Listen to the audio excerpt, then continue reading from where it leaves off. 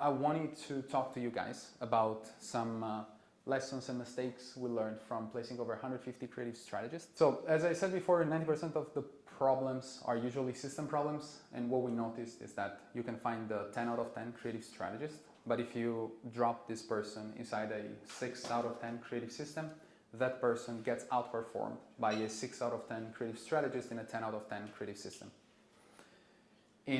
It's basically almost like if you get a creative strategist and ask them to build the system, it's almost like you're hiring a pilot to build the plane and then fly the plane, which is not ideal. I mean, you want to build a pilot to fly the plane, and the creative strategist should be the person executing the system that you give them. Now, the type of creativity you're looking for when you're hiring a creative strategist is a person who can say the same thing in 100 different ways, rather than one person that can say 100 different things. In terms of backgrounds, what we notice is that the best ones are copywriting, media buying, and video editing, with copywriting and video editing being the most creative, and media buying being the most analytical. One thing that we notice is that if they have improv or comedy background, these are plus, especially in like for American creative strategists. In terms of the pay trial before hiring, you want to ideally give them a pay trial, a paid assessment that they can do.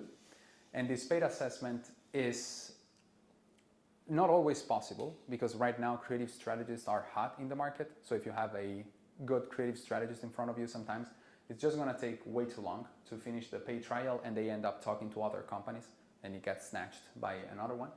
But what you want to prove is data interpretation, how they come up with new hypotheses, and how they script. And then one more thing that we notice is that portfolios tend to be deceptive. And most of the time, founders tend to just look at portfolios when it comes to understanding if a creative strategist is good. But what we notice is that, especially if you're looking for somebody who has worked at the 8-9-figure company or at a big agency, they were not the person making the call. They were not the person making the decision. So most of the time, there's a big team behind, there's a manager behind them, and their individual impact is much smaller than they try to portray. In terms of the comp structure, this is another very relevant thing, meaning the comp structure defines their performance. And all in all, we've been looking at this for a very long while. And we found that when it comes to creative strategists, there are 3 main archetypes. One of them is the conservative. So these are the ones that want 70 to 80% of the salary as a base and 20 to 30 as a performance bonus. Then you have the balanced, which is 40 to 60% as a base and 40 to 60% as a performance bonus. And this is usually default for most of the creative strategists. And then you have the ones that are more based on the upsides, so the gamblers. These are, they thrive on pressure, they are very comfortable with high performance bonus, and they're comfortable with a 30 to 40% as a base and 60 to 70% as a variable. Now, once you understand what is the archetype of the creative strategist you have in front of you, you want to define the performance pool.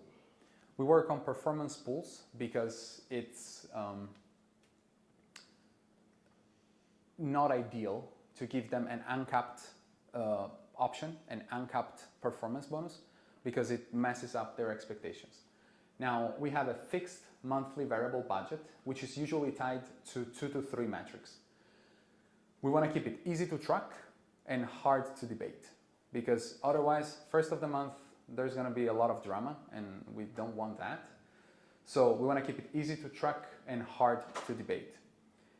Now, the common metrics that we see are ad spend growth, so how much the ad spend grew from the past quarter, the past month, depending on what level is your company, the win rate, and the innovation rate. I usually recommend working on 2. I see sometimes people working on just 1. And when you're working on 1, the metrics can be tiered differently and also weighted differently. So based on how much the ad spend is growing, I can give them a different amount. So let's say the ad spend growth is 75% of the total pool. If ad spend grows by 5%, then I give them 25%. If it grows by 10%, 15%, I give them 20% of the pool. If it grows by above 20%, then I give the entire 75% of the pool.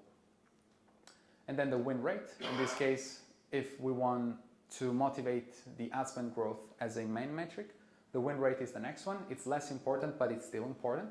Then we give it 25% of the pool. In terms of guardrails and caps, these are very important. Guardrails are crucial if you want to keep the incentives aligned and if you want to protect your margin. Meaning, if I say ad spend has to grow, but the ad spend grows with a lower ROAS, it's not ideal. So the incentives are misaligned. So I want to make sure that when I say, hey, you're going to make money based on the ad spend growth, but MER has to stay between X and Y, because otherwise, I'm losing money and that's not nice. And you want to add a cap. The cap is there to prevent you from owing creative alimonies, which is, again, another not nice thing. I'll just finish this and then we go for questions if there's any. Expected salary, what we notice is that are usually negotiable up to 30%. So they ask for 10, usually you can close for 7, and then you play with performance bonus. We believe performance pool should be considered as self-funded, meaning that if you structure the performance bonus correctly, the creative strategist is paying for it. So hypothetically, in a utopian world, you're not seeing this performance bonus money as your own, as if you are paying it out of pocket, but it's more something that a creative strategist is generating for themselves. If they get paid more, you already made more. So it's all about how you structure the performance bonus. In terms of the payment schedule, payout schedule, we usually look at the close of the month self-assessment from the creative strategist, and then we validate it and we pay by day 5. This usually leads to zero drama. We have monthly payouts and quarterly payouts. Monthly are better for the creative strategist. They keep a higher motivation, but they're bad. Not bad, but they're worse for our cash flow. Or quarterly, where you have lower admin. This is better for the company, but it's less nice for the creative strategist who has to wait for the end of the quarter.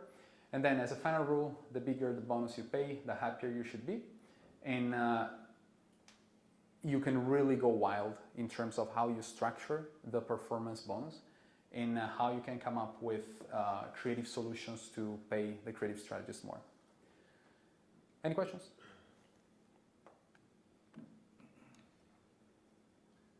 How do you consider the congruency between ads and landing page based on the bonus?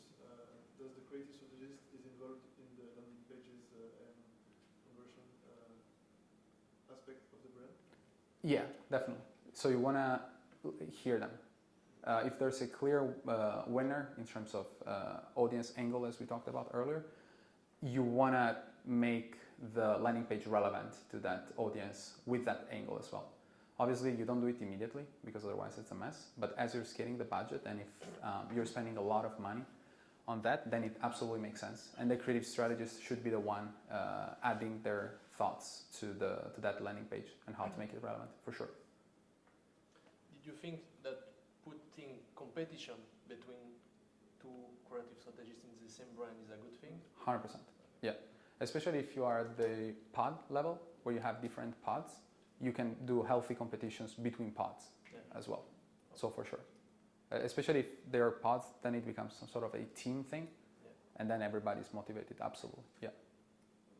Can you give us like a range of the salary that is okay to pay a creative strategist? Yeah, it depends. Usually on two things. One is the geolocation, so where they're based, and the second one is the seniority, so how much of an expert they are. It really depends, but usually for a good one, I'm not talking about geolocation, but we start at like 3,000 as a base, and it goes up like as much as you want. But yeah, usually below 3,000, you don't really get a lot of experience, and 3,000, like you're already playing with geolocations as well. Maybe I'm wrong, but you didn't talk about copywriters. The Mm-hmm. creative strategist is making the copywriting also, or? Yeah. So this is how we'll look at it. It's more AI than the creative strategist, but ideally you want to have a creative strategist who understands what is good copy. Depending on the type of offers you're running, for example, if you have, I don't know, you rely on advertorials a lot, then it might make sense to have a copywriter. Yeah. But I wouldn't increase the amount of copywriters with the amount of video editors, for example. Like you have the same one, and that one is the one that's helping the entire creative department. How do you keep the quality of the brief and script while scaling the volume? It comes down to the process. So you have, I think it's in the, no, it's not. But you basically have a clear structure of the brief, and you want to make sure that, by the way, this is all the SOPs we talked about earlier. You can download it. But the important part is that you have like a solid process in place, and everybody knows how to create a brief, and the video editors know how to read that brief. Again, for 50 ads a week, there's a lot of work that needs to happen, and if the briefs are not well structured and the video editor has to do the heavy lifting from their side, it's just not ideal. The reason why of this entire presentation is that you have less reliance on coming up with new ideas, but you have validated elements that you can use and reuse, right? So to come up with a new angle is not something that you do every week, but once you have validated angles and validated audiences, then you just apply the iteration framework, basically, and you keep getting new ideas. In terms of the quality, it comes down to the direction they get. It comes down to, like, from the, again, higher level, what is that they're focused on, if it's the, like, what level you are, and the quality shouldn't go down. I mean, if you're maintaining this structure, and if you're maintaining this output, technically it shouldn't go down. If it's going down and like there's no quality check in place, that's something that needs to change for sure. Cool. Please.